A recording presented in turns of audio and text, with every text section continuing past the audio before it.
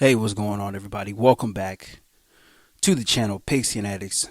Back again with another video. And for today's video, I wanted to go over the Chargers free agency signings to this point, and just kind of touch on how free agency is going, in my view, in my opinion. And I really haven't covered a whole lot as far as free agency. I know I just came back, but I wasn't expecting a whole lot, to be honest, for this free agency period here. I wasn't expecting a whole lot, and even at this point now, the Chargers have freed up some cap space with the Keenan Allen trade. I still am not expecting a whole lot, but I did want to go over the signings to this point and just kind of give my opinion on it. So let's jump right into it. Now, first and foremost, right, I think the most important signing took place yesterday. And I think it was Bradley Bozeman, the center. He was with the Panthers last year, but I believe he was drafted by Baltimore. So he's got ties to the new GM. Not really a surprise, when you have a GM coming from somewhere, they normally like to bring along some of their players that they were able to acquire in the previous place. So, I expect some ex-Ravens to be Chargers. And I think it's a good thing. I honestly think it's a good thing. The Ravens in particular, they have a really good program there. Ownership, the front office, coaching, everybody is pretty much on the same page. That's why they're so consistent year in and year out, right? The only time the Ravens are not really that good is when they incur a lot of injuries. And, if the team is healthy or, relatively healthy, they're going to compete. They're going to make the playoffs. They're going to compete. They're going to win games. And I like the program they have over there. And, if mimicking them is something that, Harbaugh and Ortiz, if that's something that they have in mind, I don't mind. I honestly don't mind because they are a very good program. They compete year in and year out. They don't get bullied. They push people around, and I think they play football the right way. So I really like what the Ravens have done, the past 20 years as far as their, scouting, drafting, the undrafted free agents. They do a really, really good job with that. So I like this signing. I love this signing. Obviously, Corey Linsley is not coming back. He's going to be retired. Will Clapp, I believe, is a free agent as well, too. I don't see the Chargers re-signing him. Will Clapp came over from New Orleans. He was a Joe Lombardi guy, so he's kind of tethered with the old administration and the old offensive coordinator. So I don't believe he's a guy that the Chargers are looking to re-sign. Obviously with this signing, they can go center in the draft, right? They don't have to go first or second round with the center. If it's somebody that they really like who, they have in mind, maybe third or fourth round pick, the next center of the future or somebody who they believe can compete for that position, I think they go ahead and pull the trigger in this draft. But with Bradley Bozeman, you have a guy who is a veteran. Again, he came up with the Ravens. He knows how to play the game the right way. And there's not a whole lot to worry about there at the center position, for this season. He's only on a 1-year deal, but we'll see what happens going forward. But I really, really love this signing. Another signing that I love, Gus Edwards from the Ravens. These guys, they know how to play football. Now, this signing in particular, I think, is very, very big because this is a change up from what we are used to seeing as far as running backs, for us Charger fans, going all the way back to Melvin Gordon, right? Now, Melvin Gordon is not a small guy, but he's not a power back, right? He's not a guy that's, in there getting tough yards. He's kind of elusive, especially in his prime, right? He's pretty fast, and he's a guy, one cut guy, put his foot in the ground. If he sees an opening, he can hit the opening and give you 15, 20, sometimes 50, 60-yard runs. When Melvin Gordon was in his prime, but Gus Edwards is a guy that the Chargers, we haven't seen a running back this big for the Chargers in I don't know how long. The man's listed at 6'3", 238 pounds. That is a huge, huge human being running the ball. That's a big guy right there. That's linebacker size. And this is obviously a complete change up from what we're used to, especially the past, 4 or 5 years. It's been Austin Eckler. We all know his story. We all know that he's undersized. Gus Edwards is oversized for the position. So this is going to be very interesting. Running the ball is definitely going to be, one of the hallmarks of the Charger offense, not just this year, but going forward. So I do like this signing. Gus Edwards is a bruising back, but he also is very agile as well, too. He has some agility. He can get up the field as well, too. He can give you some big runs. He did that for the Ravens for, the last couple of years. But I love it. Love this signing. And he's the guy that I'm expecting out of everybody from this free agent class that the Chargers have acquired. He's the guy I'm expecting to be with the Chargers for at least the next 2 to 3 years. I know a lot of these deals are 1-year deals, but I think Gus Edwards, he has a lot in the tank still. He's, not 30 yet, not close to being 30 yet. I think he has a lot in the tank. And he wasn't overworked in Baltimore. He was able, to get, some rest, right? They had a lot of other guys, right? Dobbins. They had that rookie last year who got injured, Mitchell. He was giving them a boost. They had a lot of guys there, right? They kind of were running back by committee, so he doesn't have that much wear and tear on his body. So I believe he has a lot in the tank, and I think he's going to be good as the featured back. I really, really like the signing. I think he's going to be really, really, really good for this Chargers, and especially, for a very run-heavy team that the Chargers are going to be, a coordinator in Greg Roman. I think he's going to have a big year. So I really, really like this signing. Next one I'll cover is Troy Dye. Troy Dye was a teammate of Justin Herbert's at Oregon. For anybody that didn't watch college football, him and his brother, Travis Dye, they were Oregon Ducks. They were there for Herbert's senior season. I think Troy Dye was drafted the same year as Herbert, either the same year or a year after. And his brother Travis Dye transferred to USC last year. He was going to get drafted in the later rounds, but he got injured, knee injury. I'm not sure if he's on a practice squad or anything right now, but I like this signing. He's a very, very good special teams player. Ryan Ficken had him in Minnesota, so he knows the kind of effort that he gives on special teams. I don't really see him. There's some stuff that I was reading saying that he can potentially get a chance to get some defensive snaps at linebacker. Maybe that's the case. I don't know if that's what they told him, but I think he's primarily going to be a special teams guy. I haven't really seen him play a whole lot of linebacker in Minnesota, especially with Eric Kendricks leaving. If he was going to be playing a lot, it would have happened last year, and it just really didn't. They went to a rookie inside linebacker last year over Troy Dye, so I do not expect him to get that many snaps defensively, but if he does, I hope that he's able to produce. He's a slender guy at linebacker, so I don't know how that's going to fit in with the new defensive scheme. Jesse Minter, Harbaugh, they like big guys on defense, right? This is, again, a complete change up from what Brandon Staley, even Gus Bradley, right? It's a complete change up from what they like to do. The Chargers are not known for having big guys on defense, and I don't know. We'll see what happens with that. Maybe if injuries occur, then maybe he can get some linebacker snaps. But right now, I think he's just primarily going to be a special teams player. But I'm happy about that because he's a damn good special teams player. He goes all out, gives a lot of effort. He tries to land some big hits when he can, and separate guys from the football. So that's something that I think we need on special teams. So I'm definitely not upset about that, but as far as him playing linebacker, we'll see. There's a lot to be determined there. And speaking of big guys on defense, I love this signing. Poona Ford came over from the Buffalo Bills. This was a guy, I watched a lot of him in college at Texas. He was very, very, very disruptive for a defensive tackle. And for as big as he is, I think he's like 310, I want to say 310, so somewhere around there. He's very, very light on his feet for how big he is. Very light on his feet. He gets in the backfield very, very, very quickly. That's one of the things that I seen with him in college, and I wondered if it would transfer to the NFL. And the few times that I've watched him play, he played for Seattle a couple years ago. Didn't get that much playing time last year in Buffalo, but he is a guy. He can be very, very disruptive, I think. He rushes the passer very well from that inside defensive tackle position.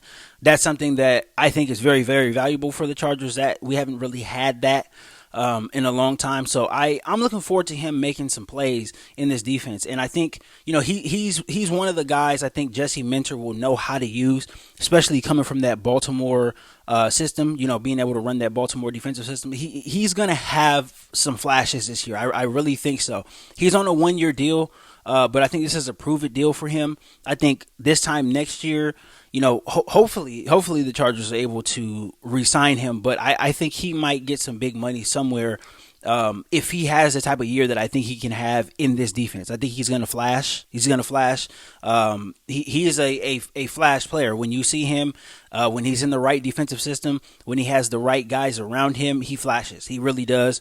And he's pretty good in the run game as well, too. But I really, really like the signing a big guy that the Chargers have needed, in the middle of the field for a long time. So I do. I like the signing. And again, I think he can have a big season. So on to the next one, Hayden Hurst, tight end. Now, he's a guy, again, another Baltimore Raven. He was drafted there initially when Lamar Jackson was really first developing. He had Hayden Hurst and he had Mark Andrews, and that was, the bookend tight ends that, he was throwing to a lot. And, those guys were pretty damn good. Now, I don't think this is the same Hayden Hurst as, he was in Baltimore. He's been through some injuries, most notably the concussion that he had last year where he experienced, amnesia. And I posted about this, on the community tab. I think it was last week. This signing it's all right. I don't mind it, but I don't have a lot of expectations for Hayden Hurst. He's a good blocker. He's a pretty good pass catcher as well too, but I just don't know where he is health wise. Like really where he is health wise. A lot of people told me yes, he got cleared, but you can get cleared from, anything, right? Are you going to be yourself? Are you going to be the same player that you were, right? Are you lacking in certain things now? There's a question mark here. There's a question mark. Now, I would love for him to come out and prove me wrong. I would love for that. But there's a question mark here. When you see a guy bouncing around, when he's kind of getting in the twilight of his career, and he's still a young guy. He's not old at all. I think this is only going to be his 7th or 8th season. But when you see a guy bouncing around from team to team, right, it's going to be his 3rd team in the last 3 years. My expectations are low for him. Very, very low. So I don't expect a whole lot from him. I would love to see him go out there and, give us 50, 55 catches or whatever. But I don't know. Just health-wise, when you have a concussion that bad where you are forgetting things, you don't remember things. When the concussion happened last year in December, he said he forgot like 4 hours before. He forgot what he was doing 4 to 5 hours up to game time, and he forgot, what he was doing 4 to 5 hours after game time. That's not a good sign, guys. And yes, you can be cleared. Your brain can be in the place where it needs to be.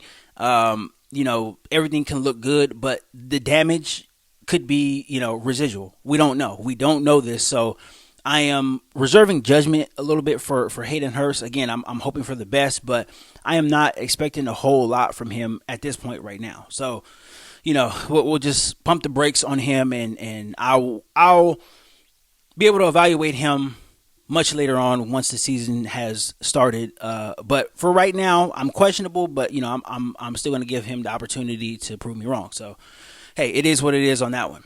Next signing is Will Dissly, another tight end. Obviously coming from the Seattle Seahawks. I like Will Dissly a lot. Especially on a 1-year deal. I really like this. I like his blocking ability. Very, very good blocking tight end. He is a guy, you can put out there, and he can handle a lot of edge rushers. He can handle these guys. He was one of the guys that I pointed to a couple of years ago in the video that I did. Once when the Chargers played the Seahawks, I think it was the game that J.C. Jackson got injured in when he had that knee injury. It was the game, I think it was right before the bye week in 2022. Will Dissly was handling Kyle Van Noy all game long. He was handling Kyle Van Noy. He was doing a damn good job against Khalil Mack. He was handling our edge rushers alone by himself with no help from any of the tackles. I like this. I really, really like this because this is going to allow the Chargers to run the ball. It's going to allow the Chargers to get really out in multiple sets, too. He can still catch the ball as well, too, right? He's a tight end. So being able to have him block, and then hitting them, over the top, with play action and stuff, that's going to be in the cards a lot. I think he's a guy that can really, really make this offense a very efficient one, right? He can make it very efficient with his run blocking skills and still being able to catch the ball as well, too. So I like this signing. And again, it's not not a shock signing. It's not a headline making signing, but it's a signing that Jim Harbaugh, is in control here, and he's building a Jim Harbaugh type team. So I do like that signing a lot. Obviously, the Chargers they re-signed Alohi Gilman as well too. That was something I think was a good signing. He had a very good season last year. A lot of people were down on him. A lot of people were calling for the Chargers to go out and sign John Johnson. But I think we can say now Alohi Gilman is better than John Johnson. I was skeptical of the whole John Johnson thing last year, and John Johnson went back to the Rams and didn't really do anything. So I like Alohi Gilman. He is a better player at this point than John Johnson. So I'm glad he has stuck around. Chargers obviously re-signed Easton Stick as well too, to continue to back up Justin Herbert. I don't have a problem with this at all. It's kind of a thing where you want some continuity there. And Easton Stick, I thought he played decent last year throughout the stretch. Everything considered, right? The coach getting fired. There was just a whole lot going on. And I thought Easton Stick played well. I thought he played well enough.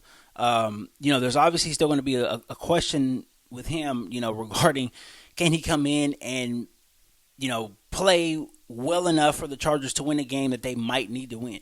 Maybe if the playoffs are in our cards or something, and, if Herbert, if his hamstring is tight or something like that, can Easton Stick come in?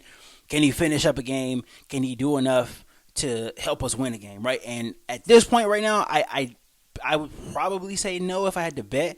But, hey, it is what it is, right? I think you want to have some continuity. You don't want to completely gut the roster.